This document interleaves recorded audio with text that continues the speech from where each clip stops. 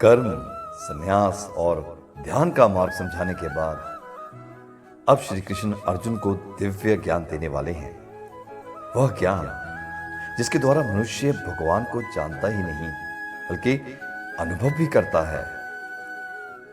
कृष्ण कहते हैं, हे अर्जुन, अब मैं तुझे वह पूर्ण ज्ञान दूंगा जिसे जान लेने के बाद जानने योग्य कुछ भी शेष नहीं बचेगा।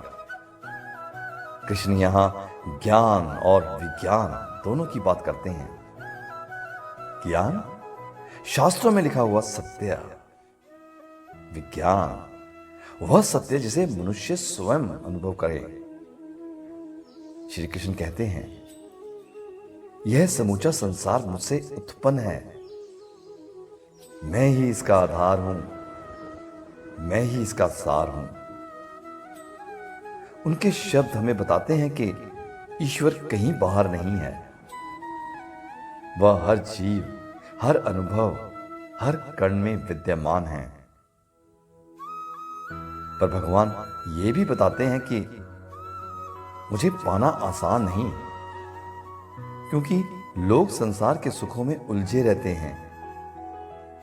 लेकिन जो व्यक्ति श्रद्धा, भक्ति और सत्य के मार्ग पर चलता है, उसे भगवान स्वयं प्राप्त हो जाते हैं।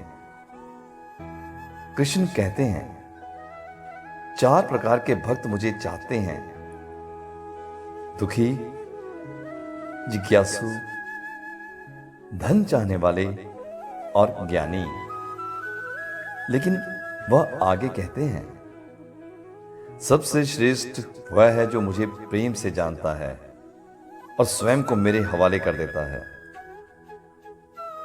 अध्याय 7 हमें सिखाता है कि भगवान को पाने का मार्ग ज्ञान से शुरू होता है, लेकिन भक्ति पर समाप्त होता है। जो व्यक्ति सत्य, विनम्रता और प्रेम से भरा हो, उसके हृदय में भगवान स्वयं प्रकट हो जाते हैं।